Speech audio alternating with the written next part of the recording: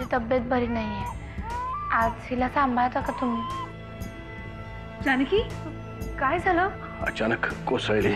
नव्या नवरीला अशी चक्कर येणं म्हणजे दरवेळेला काही गंभीरच असतं असं नाही काही. ताई आजारी आहे तरी तुम्ही सगळे हसताय का? अरे गणेश, आता मामा होणार आहेस तू. तिची नजर बरी नाहीये या बाबतीत. एवढ्यात तिला सगळं सांगायची काही गरज नाहीये. आत्याबाई आणि जानकी कुठे घरात दिसल्या नाहीत. आत्याबाई, अहो कुठे होता तुम्ही? साहेब विचारत होते आता. तुमच्या साहेबांना काय वाटलं? त्यांच्या बायकोला घेऊन पळून चालले होते मी? तसं नाही आत्याबाई. एवढं कुठे आमचं भाग्य आत्याबाई. आता सांगून टाक कुठे गेली होतीस. दवाखान्यात. दवाखान्यात का? अहो मला म्हातारीला आपलं वाटलं आनंदाची बातमी ऐकायला मिळेल. आनंदाची बातमी म्हणजे? नाही, आनंदाची वगैरे काही बातमी नाहीये. गणपतीच्या दिवसात जरा त्रास झाला तिला, त्याच्यामुळे अशक्तपणा आलाही एवढंच. गणेश, बाबा तुझ्या ताईला घेऊन जा तिच्या खोलीत. आता माझ्या खोलीत कशाला?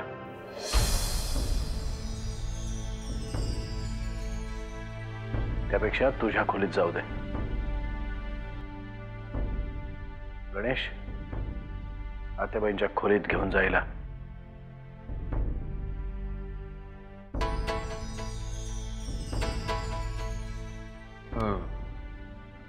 मी आलो.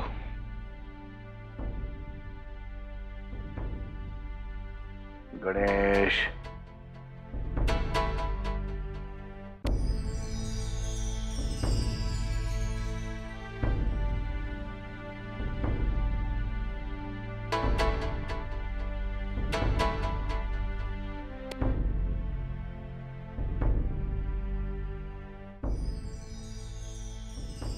बरं वाटलं ना तुला तिला असा त्रास देऊन?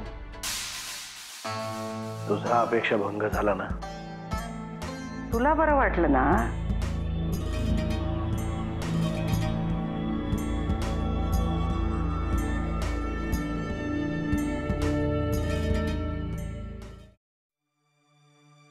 नको रडू बाई, नको रडू. तुझं काय चुकलं नाही ग, माझंच चुकलं बघ. आम्हा म्हाताऱ्यांना ना फार आसक्ती असते बघ. आपण जाण्यापूर्वी आपला परिवार वटवृक्षासारखा फुललेला असावा. उगीच आशा निर्माण केली बघ मी. आत्याबाई, नका असं बोलू. तुमचं काही चुकलं नाही. मला उगीच रडायला येतं. नको रडू बाई. आत्या,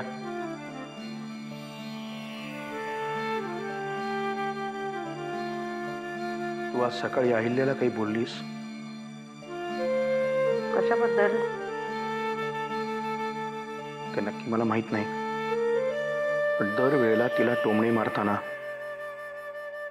तिच्या आई न होण्याचा उल्लेख करायलाच पाहिजे असं काही नाहीये.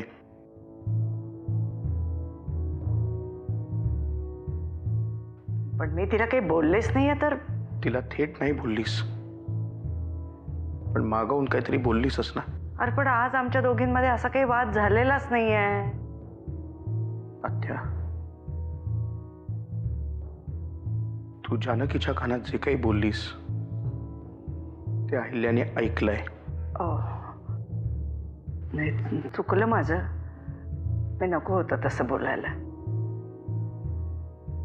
मी तिची माफी मागू का?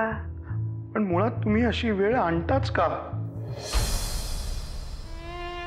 तुला माहिती आहे, मी कधीही तिची बाजू घेत नाही, पण या बाबतीत मी अहिल्याला एकटं नाही पडू द्यायचा. अरे तसं नाही. मग ते सुमित्राच्या बाबतीत नाही का?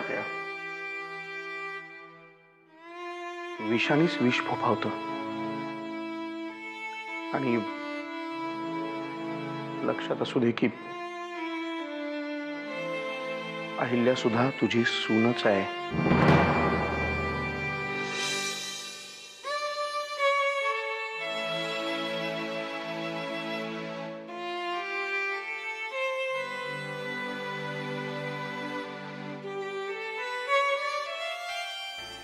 बोला अग्निस, मगाशी काय म्हणत होतात तुम्ही?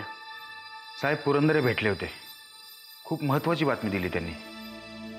हा, त्यांचे मिस्ड कॉल्स होते पण मी बिझी होतो. काय म्हणत होते? साहेब बातमी एकदम सनसनी आहे. मुख्यमंत्र्यांचे चिरंजीव सार्वजनिक बांधकामाच्या लोखंड खरेदीच्या गैरव्यवहारात सापडलेत. बातमी अजून बाहेर फुटलेली नाहीये. सगळेच जण त्याला पाठीशी घालतात. पुरंदरेंचं काय म्हणणं आहे? त्यांना असं वाटतं की या परिस्थितीचा आपण फायदा घ्यावा. म्हणजे काय, थेट मुख्यमंत्र्यांना आव्हान द्यायचं की काय? नाही, थेट नाही, पण ही परिस्थिती आपण त्यांच्यावर उलटवण्यात यश मिळवलं तर मुख्यमंत्री पदासाठी दावा करू शकतो, असं पुरंदरेंचं म्हणणं आहे. का? तुम्हाला नाही वाटत? नक्कीच करू शकतो साहेब. मग वाट कसली पाहत आहे? पुरंदरेंची मीटिंग पक्की करा. हो साहेब, पक्की करतो आणि तुम्हाला कळवतो. येतो.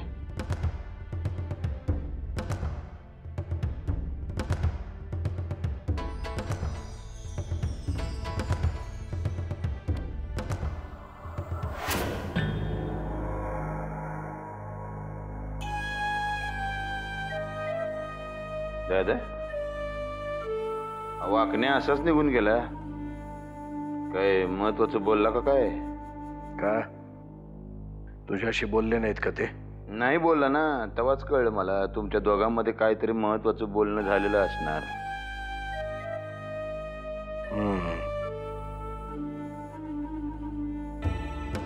परशु, बहुधा तुझ्याकडे नवीन काम येत आहे. अरे मग बोल की. कोण आहे? कोण? दादा फडतूस कार्यकर्ता है का नगर सेवक का महापौर आमदार खासदार? नुसता फोटो दे, माग पत्ता लिहू, काम होणार.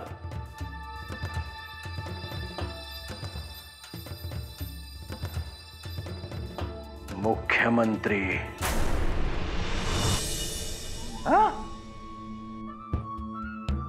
मुख्यमंत्र्याला उडवायला सांगतो का काय दादा? मी काय खाटीक वाटलो काय तुला? दर 2 दिवसांनी कोणाला तरी उडवायला? हे बघ, मुख्यमंत्र्यांची फक्त बदनामी करायची. आज तिच्या एवढंच आहे, कशी करायची तेवढं सांग, काम झालं म्हणून समज. आत्ता तू निघ, कारण तुझी वेळ झाली.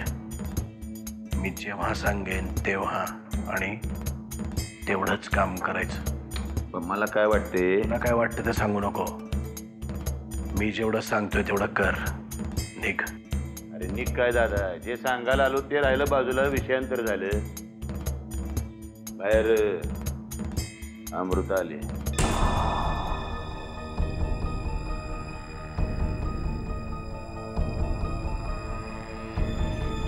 अमृता,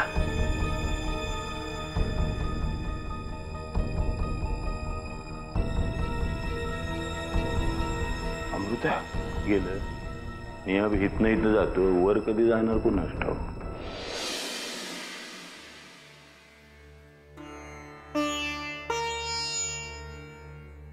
अमृता,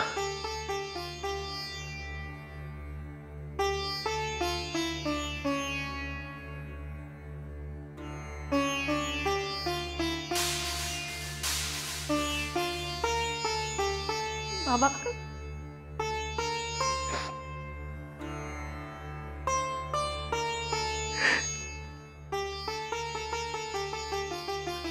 हे बघ अमृता, तिथे काय झालं याची मला चांगलीच कल्पना आहे. पण मी माझ्या परीने प्रयत्न केलेत, अजूनही करतोय. मी युगंधरेला लवकरात लवकर बाहेर काढेन. बाबा, मला तुमच्याशी थोडं बोलायचं. हे बघ अमृता, आत्ता ह्या विषयावर बोलायची अजिबातच गरज नाहीये. आणि आधी तुझ्या डोळ्यातलं पाणी पुस. पुन्हा मला तुझ्या डोळ्यात पाणी दिसता कामा नये. अमृता, कधी आलीस बाळा? अशी रडतेस काय? अगं असं काय करते सात्यबाई?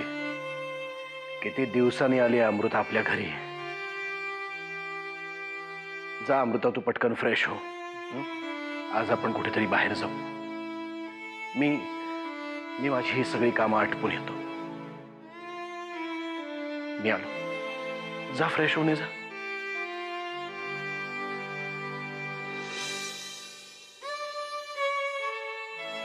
अमृता,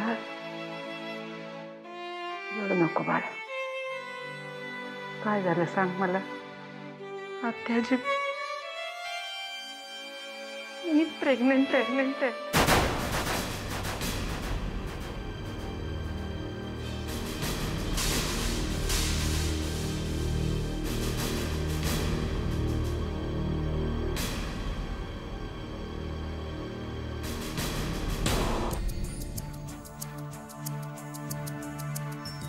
हो आत्याजी, मी प्रेग्नेंट आहे.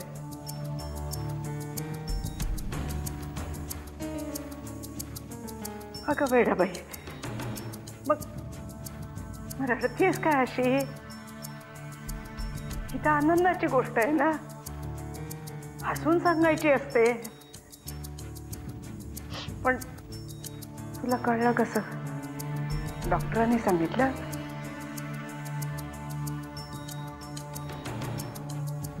नाही, मी होम प्रेग्नन्सी टेस्ट केली आणि ती पॉझिटिव्ह आली.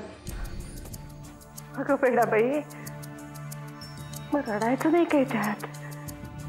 आई होणार आहेस तू आता.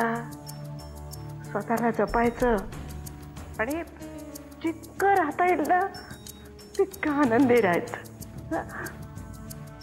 आत्याजी, अगं आर्यनच्या बाबतीत हे असं झालेलं असताना.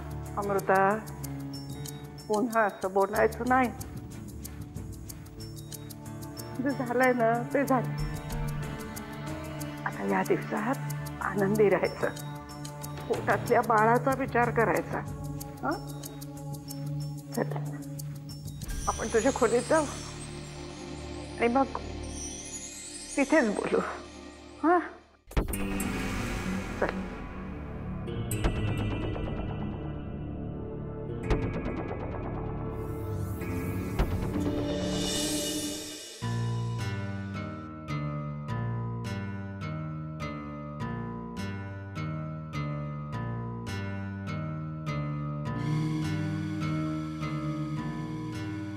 अरे वा, आराम चाललाय वाटतं. पण आश्चर्य आहे, अजून आत्याबाईंनी फटाके फोडायला सुरुवात कशी नाही केली? हे बघा अहिल्याताई, मी कशाला बघू?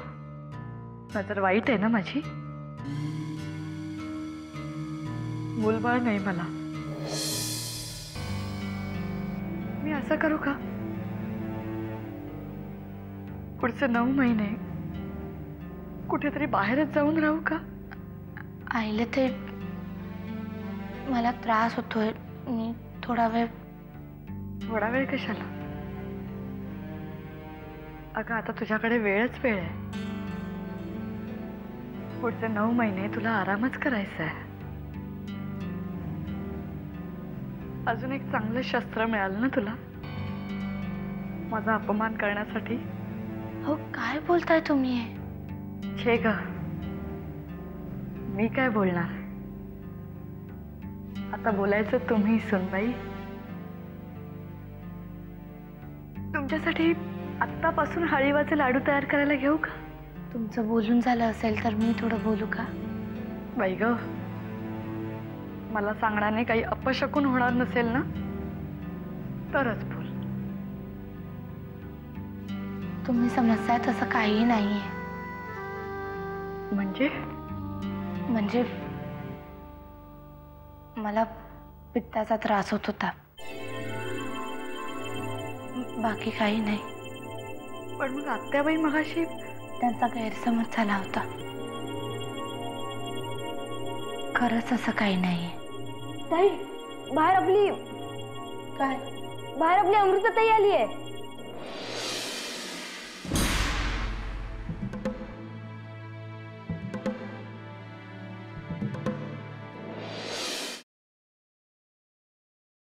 ये राधिका ये. आज खूप दिवसांनी तुम्ही मला आनंदात दिसताय. का नसणार मी आनंदी? आज माझी अत्यंत लाडकी अमृता घरी परत आली आहे. खूप खूप आनंदी आहे मी. हा तुमच्या गणेश भक्तीचाच परिणाम आहे. असंही म्हणायलाच हवं, कारण मी काही तुझ्यासारखा नास्तिक नाही. पण खरं सांगू राधिका, अमृता घरी परत आली यामध्ये तुझा खूप महत्वाचा वाटा आहे. तू तिच्याशी जाऊन बोललीस म्हणूनच ती परत आली. असं काही नाही. अमृता फक्त तुमच्यामुळे परत आली आहे.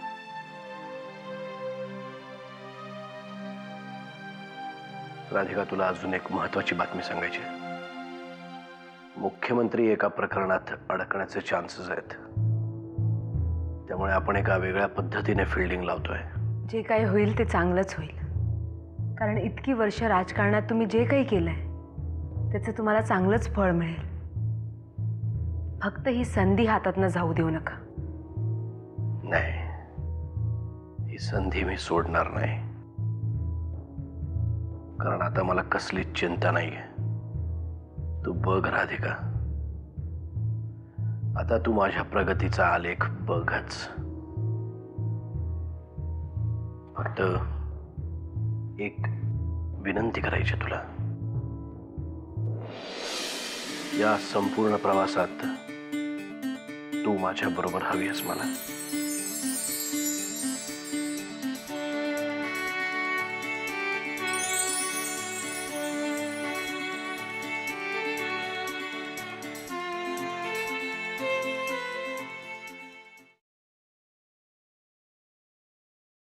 अमृताताई, कधी आलीस?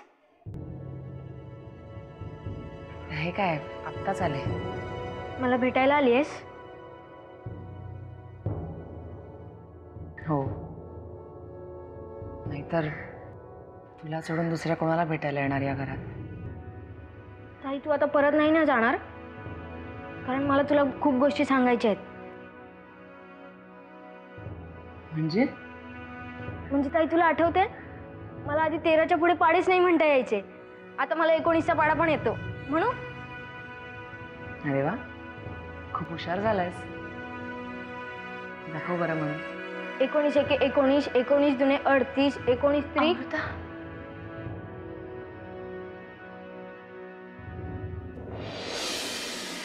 कशी आहेस गण्या? तू प्लीज हिला आत्ताच्या आता इथून जायला सांग, नाहीतर मी जाईन इथून कायमची. असं का बोलतेस अमृता? गण्या, तू अजून हिला जायला का नाही सांगत आहेस? जाते मी, नंतर बोलू आपण. नंतरही तुला माझ्याशी बोलायची काहीही गरज नाही. तू तू प्लीज निघ इथून.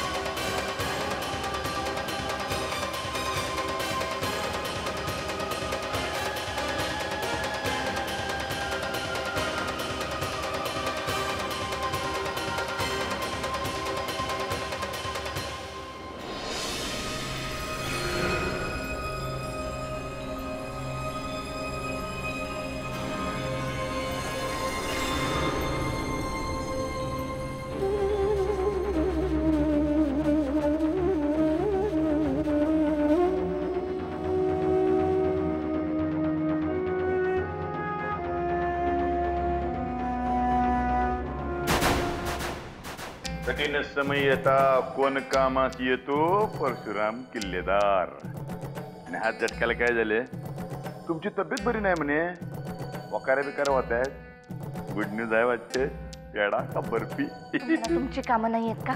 आहेत की, आम्हाला कामं आहेत आमची. पण दादा काय म्हणला मला, म्हणे साध्या पित्ताच्या उलट्या आहेत या. तरीच म्हणले दादा काय जवळ येत नाही. तो हिरो गेला देवदर्शनाला, आर्यन. मग आता कोण राहिला? वन्यानवल्ली परशुराम किल्लेदार.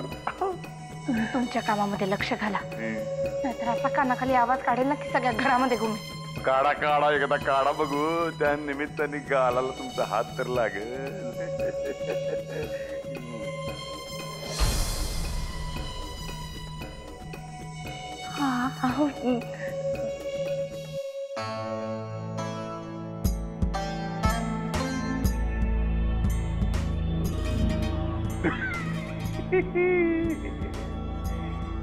तुमचा आवाज त्याच्या कानापर्यंत पोचलाच नाही हो. कानाखालचा आवाज कसा पोचणार वहिनी? तुमचा नवरा तुम्हाला विचारण्याचा झालाय, तेव्हा आता फक्त परशुला जवळ करा, आयुष्याचं भलं होईल.